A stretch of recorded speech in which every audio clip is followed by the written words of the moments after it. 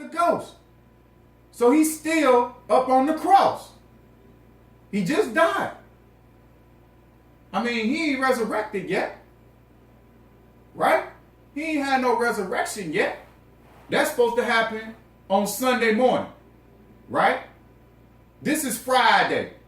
Right here.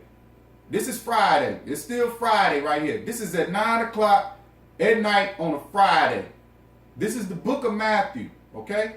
So it says here, and the graves were open in verse 52. This is something your pastors and your Sunday school teachers ain't going to tell you. All right? It's something that you probably skipped over when you was reading. And the graves were open, and many bodies of the saints which slept arose and came out of the graves after his resurrection, and went into the holy city and appeared unto many. So some people may read that and say, well, it says after his resurrection, that's when it happened. But if you're looking at this story chronologically, he just died on the cross. He just gave up the ghost. So why is this part here? This makes no sense in the story, the telling of the story. It should be further down, right? This makes no sense because it chronologically does not flow. You understand? So if this is God's word, would God put something, this sloppy together? This is sloppy. All right? So anyway, keep going. We're going to keep it moving. Now, we're going to get into something that's very important. And we're going to skip down verse 62. Starting at verse 62, right? And we're going to go to 66. This is very important. Okay? It says, this is Matthew chapter 27, verse 62, starting at verse 62. It says, now the next day that followed the day of the preparation, the chief priests, Caiaphas, and Pharisees came together unto Pilate, saying, Sir, we remember that deceiver, which they talking about Jesus, that deceiver said while he was yet alive, after 3 days I will rise again. Command therefore that the sepulchre be made sure. That means we're going to make sure it's tight. Until the 3rd day, lest his disciples come by night and steal him away and say unto the people, he is risen from the dead. So the last era shall be worse than the first. You heard that? So they said, hey, sir, can we go in and make sure that this sepulcher is sealed up and make sure that nothing is going on, you know what I'm saying? So he won't come back and say, that these people they ain't come back and steal this body so they can come and keep claiming that he is God like he said he was and this, that, and the third. And then what Pilate said in 65, Pilate said unto them, ye have a watch. Go your way. That means he put some guards at the sepulchre. Go your way. Make it as sure as you can. So they went and made the sepulchre sure, sealing the stone and setting a watch. Very important. First of all, let me ask a question. If Matthew wrote this, this is his eyewitness account, right? This is Matthew's eyewitness account. And Matthew was a disciple of Jesus, and he was rolling with Jesus, right? And Jesus was the enemy of the Jews, the Jewish leaders of the church, the Pharisees and Sadducees. Wouldn't that also make Matthew an enemy of Caiaphas and Pharisees and Sadducees of the church as well? So ask yourself this question. How in the world did Matthew get this inside information? How in the world did Matthew get this inside information about this private meeting. This private meeting that was going on right here between Caiaphas and Pilate and the Pharisees. How did Matthew get this information? Who told him this? You understand what I'm saying? Who gave him this information? Did somebody, just give him the story and say, hey man, we already talked about it. And, even though y'all are enemies and everything like that, I'm going to give you this information anyway. Don't tell nobody. I mean, come on, man. They were wanted. They were wanted by the church. They just saw their leader, Jesus, put up on the cross by these church people talking about crucify him, crucify him. They just saw him die on the cross allegedly. They saw him die on the cross allegedly, I have to say. And now all of a sudden, he get all this inside information. This was not recorded in Mark. Remember I told you, based on a true story. You know how they add their little spin on it, and they put a little extra here and there, to make the story seem more elaborate. Have you ever been in class before, and your teacher say you get in a circle, and you tell somebody one thing in their ear, and they tell them to pass the story on around through the circle, and then by the time they get back to you, the story is totally different than what you originally said? That's what, here we go with this. And then you look at Revelations again, 22, 18 through 19. Don't add or take away from nothing in the scriptures. You know what I'm saying? So here we go. Add, take away, revising, putting a spin on it. This is what this is. So how did Matthew get this information? That's a question. So let's get back to it. So here, right, we're gonna put a hole in this here. So Pilate told him to go ahead and put a watch, put some guards on the sepulchre. So therefore, nobody can say they came and stole the body at night and then claim that he rose up from the dead. You know what I'm saying? So Pilate said, all right, cool. Go ahead and do that. That's a good idea. All right? So let's move forward. Let's move forward to the next chapter. You got to ask yourself those questions. Like, how did that happen? How did he get that information? How did Matthew get that inside information? Huh? To put in his book, all that detail from his enemies. How is that possible? Okay, so here we go. Again, I'm showing you, how the stories was copied from each other, but then they left some things out, and then they added some stuff in. So here's another example of that. So, chapter 28, 1 through 5. In the end of the Sabbath, as it began to dawn towards the first day of the week, came Mary Magdalene and the other Mary to see the sepulchre. Wait a minute. Where's Salome? Remember back in Mark chapter 16?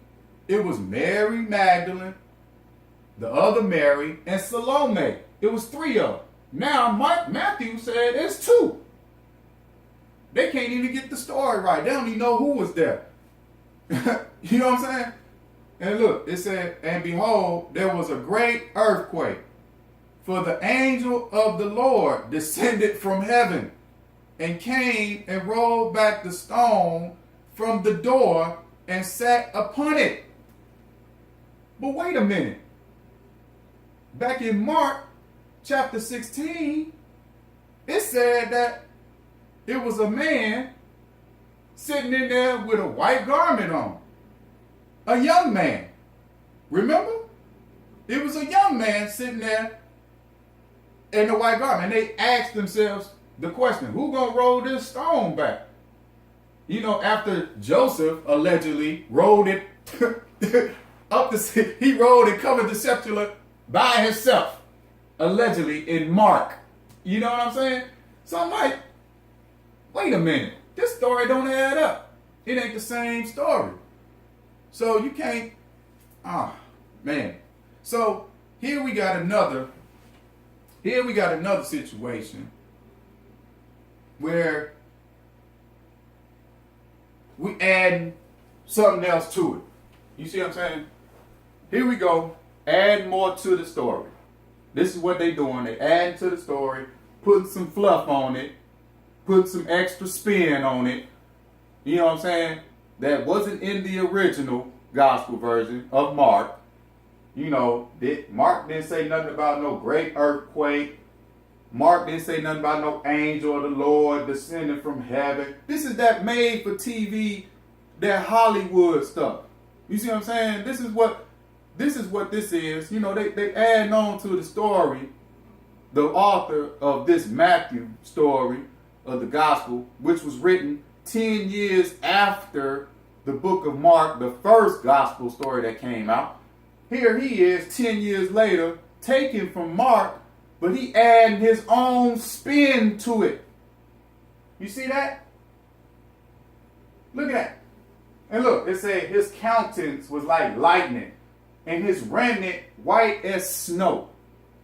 So I'm like, who gave him this information? Did Mary and them? Because they the only two, it says right there, that showed up. So did they go back and tell him all of this? And I don't know. I mean, that's a lot of detail. You know what I'm saying? That's a lot of detail. Now, who told him that? And for fear of him, the keepers did shake and became as dead men. Okay. So let's go down a little bit further to verse 10. Right? So after this, the sepulchre was open and all that good stuff like that. They went to tell the disciples, behold, Jesus met them, saying all hail. Yada, yada, yada. Okay, so verse 10. Then Jesus said unto them, be not afraid. Go tell my brethren that they go into Galilee, and there shall they see me. This is very important, and we're going to cover that in a minute, and I'm going to tell you why that's important. All right? I'm tell you why that's important when we get to the book of John. All right? Okay, here we go. Here, verse 11 through verse 15. Right? This is going to be another one of those things. Verse 11 through verse 15. Now, this is the stuff that the pastors in the church, they're going to skip over this part. They ain't going to tell you all this. You got to read this on your own to find this out. Right? So it says, now, when they were going, behold, some of the watch came into the city and showed unto the chief priests all the things that were done. And when they were assembled with the elders and had taken counsel, they gave large money unto the soldiers. These are the soldiers who were supposedly at the sepulchre keeping watch. Right? So saying, say ye, his disciples came by night and stole him away while we slept. And if this come to the governor's ears, we will persuade him and secure you. So they took the money and did as they were taught. And this saying is commonly reported among the Jews until this day. So they saying that this story, this made up story, is what the Jews are still using to this day, right? Of what they said would happen. Now, Matthew is the only one of these 4 gospel accounts of Jesus Christ, his death, burial, resurrection. Matthew is the only one that records this story. This story. It's not in Mark. It's not in Luke. It's not in John. It's only in Matthew. Okay? So, with that being said, again, inside information from their enemy.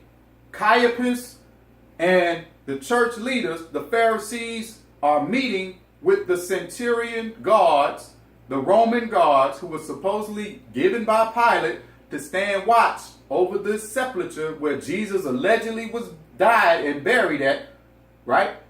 They come back and say, give this account talking about, oh, this angel of the Lord came down and all of this, that, and the third. He rolled back the stone. Then they were like, no, don't say that. Don't say that. Just say that somebody came and stole his body in the middle of the night, and then we'll give you some money to keep quiet. We'll give you some hush money.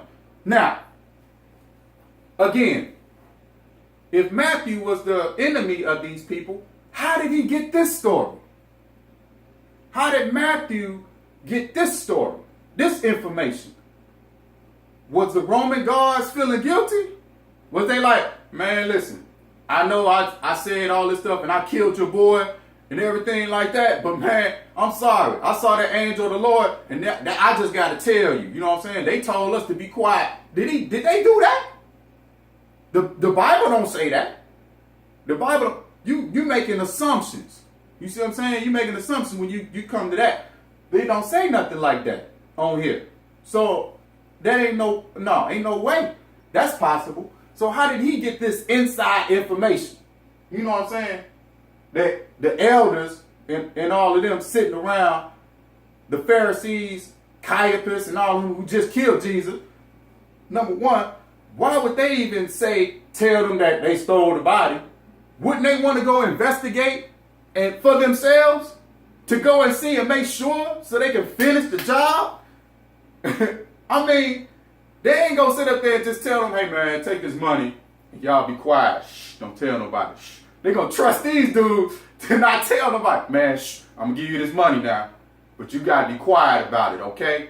So just tell them that none of that stuff happened. Just say that somebody came and stole the body at the end, and you just be quiet. Shh. So they're not just gonna go back and check for themselves and see what's up and bring the guards there to go finish him off. After they came back and told him, hey man, this dude with the lightning strike came, and this dude, you know what I'm saying? And it was an angel of the Lord came down and all this, and he rolled back the stone. They not just gonna roll up on them and be like, hey man, with 50 guards or something like that, armed with swords, ready to go. They ain't gonna roll up on this dude and be like, hey man, you know, and try to finish Jesus off. You know what I'm saying? They not gonna do that. But they gonna pay these dudes to be quiet. They gonna give them hush money. Come on, man. Again, made for TV, adding to the story. This ain't in the book of Mark. It's not in the book of Luke. It ain't in the book of John. You understand? So let's keep it moving. All right, let's move on to Luke. Now, Luke, the book of Luke was written in 75 to 80 AD. Okay? And we're not going to spend too much time in Luke because we got to get to the climax of the issue. We're running out of time. Okay? So we're going to go to Luke 23. And I just want to point something out real quick. We're going to go down to verse 50 because we're talking about the death, burial, resurrection story of Jesus, the one that everybody get emotional over during the Easter time. And they say, oh, he died for my sins and all this, that, and the third. But I'm showing you right here. Okay? The story got holes in it. So here we go. We're going to spend a few minutes in Luke, and then we're going to move on. All right? So, and behold, starting at verse 50. And behold, there was a man named Joseph, a counselor. And he was a good man this time, and a just. The same had not consented to the counsel and deed of them. He was of Arimathea. And like I said before, you got to study history, real history, to know who Joseph of Arimathea was. Google his name. It'll come up. All right? This is the information age. You can find anything that you want to find on the internet. You understand? You can do research and find this information. You ain't got to be dependent on this. All right? So, a city of the Jews who also himself waited for the kingdom of God. This man went up to Pilate and begged the body of Jesus. First it was saying in Mark, that in Matthew, that he went in boldly. Now they talking about he begged for the body of Jesus. You know what I'm saying? And then he took it down and wrapped it in linen and laid it in a sepulchre that was hewn in stone, where never man before was laid. And that day was the preparation and the Sabbath drew on. Okay? So we're not gonna dwell too much on this part, right? I want to get to the meat of the matter, and we'll come back to this in a minute. We'll come back to Luke in a minute. But let's go to John. John is where everything go down. Okay? This is where everybody get emotional. You know, in the book of John, everybody get emotional in the book of John. You know, Christians will tell you all the time. First, let's start at chapter 1. Let's start at chapter 1. Christians will tell you all the time, when you want to know about Jesus Christ, they'll tell you, start at the book of John. If you hear any Christian, they'll tell you from the very beginning, if you want to know about Jesus, they say, read the book of John. They'll tell you that. So here, right here, starting at verse 1, in the beginning was the Word, and the Word was with God. And the Word was God. The same was in the beginning with God.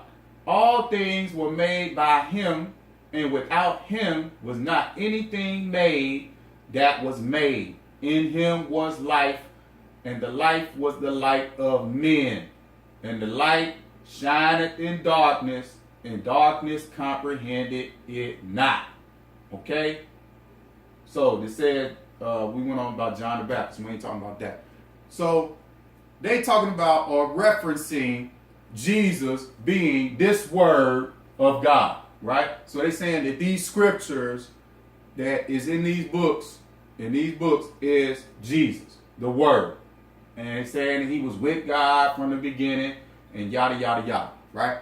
So, in the beginning, in Genesis, if you read back, go all the way to Genesis, you'll find the creation stories, and you'll know about how Adam and Eve, ate of the fruit, of good and evil. Then they came, the tree of knowledge.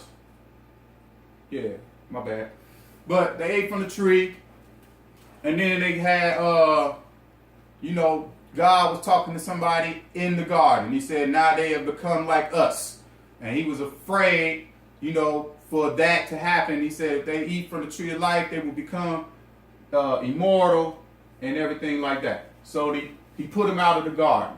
So who was he talking to? Christians will tell you this verse right here that we just read is referring to who he was talking to. They say that it's Jesus that he was talking to in the garden in Genesis. And they saying in the beginning was the Word and this, that, and the third. This is what they talking about, referring to back to Genesis. This verse right here, 1 through 5. Okay? So, if that's the case, and Jesus understood his assignment, what he was here to do on the earth, right? While he was doing his ministries, if Jesus understood his assignment, what he was meant to do on the earth, when he was here to come to die for the sins of mankind, all mankind, for all the sins to be on him, and he's supposed to die and be the substitute and all of this, that, and the third, right? So, let's fast forward to, I want to go back to the garden in book of Mark real quick. And we're going to look at in chapter 14, verse 36. Right? So we go back to the Garden of Gethsemane. And we read this here. And we say, if Jesus was the Word, and in the beginning was the Word and all of this, and he was the light of the world and all of that, and he understood what he was meant to do, his assignment was to come and die on the cross for the sins of all mankind and all this, that, and the third, why is he asking God in the Garden of Gethsemane, praying to God to take this cup away from him? Huh? Why is he asking God to take the cup away from him if he understood his assignment? If he knew what he was meant to do while he was here. if he was supposed to voluntarily lay down his life, voluntarily give it up, and die for the sins of mankind, why is it saying right here, take away this cup from me? He didn't want to die. He didn't want to do it. He didn't want to go to the cross. He's like, man, for what? And then here in Mark, he didn't even know his assignment. It seemed like he forgot. I mean, if he was in the beginning, according to John, he seemed like he forgot what his assignment was. Why is he asking for the cup to be taken away? So then you go here to 15:34 in Mark. Remember, Mark is the first gospel that was written. Here, Jesus is saying he's on the cross. He's on the cross. Right there. So in the Garden of Gethsemane, he's saying, take this cup from me. But he was allegedly in the book of John. Remember, he was the Word, and God was with the Word. He was with God and all this stuff in the beginning. And didn't God lay out the whole plan of salvation back in Genesis? He laid out the whole plan. You know, how to defeat sin and how to defeat Satan and all of this. He laid out the whole plan. And this, Jesus was supposed to be the one who did all of that, right? So why here is Jesus on the cross talking about some, my God, why hast thou forsaken me? What? So I'm like, okay, so my God, why hast thou forsaken me? Why is he saying that? Because this must mean he forgot his assignment. He must have forgot what he was supposed to do. Or either that or he didn't want to do it. He was a man. He like, man, listen, this is too much, man. Why I got to go through all this stuff? For what? You know what I'm saying? Too much. So why did he go through all of that? I don't understand. All right, so we keep moving. So we'll go back to John, right? We go back to John 19.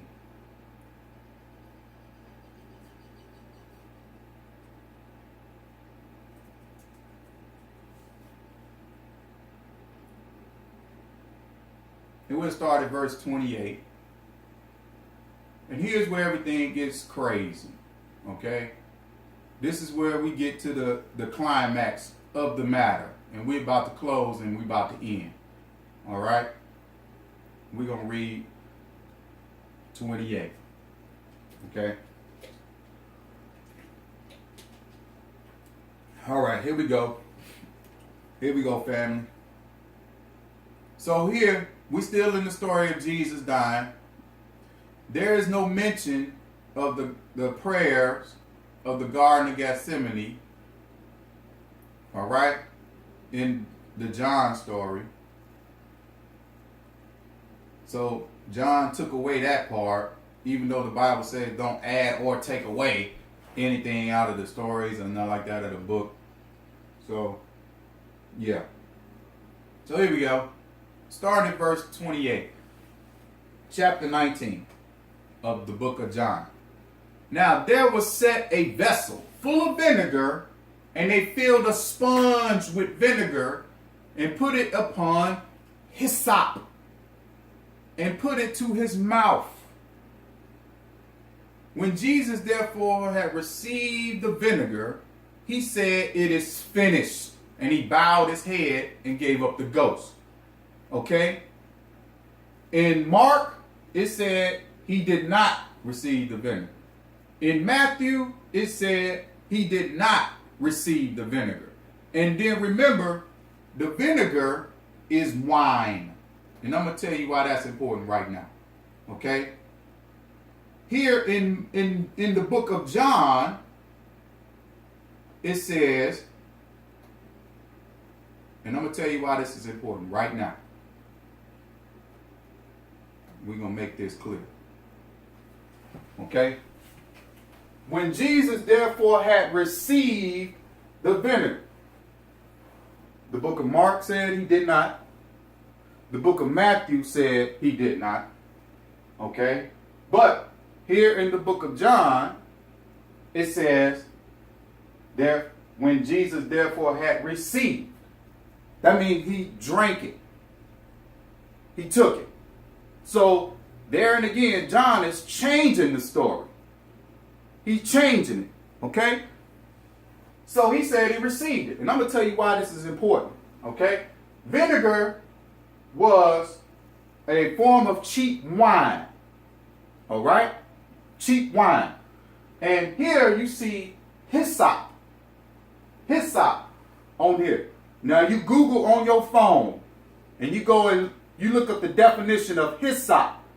And you find out that hyssop is a form of medicine. Okay? Hyssop is a form of medicine.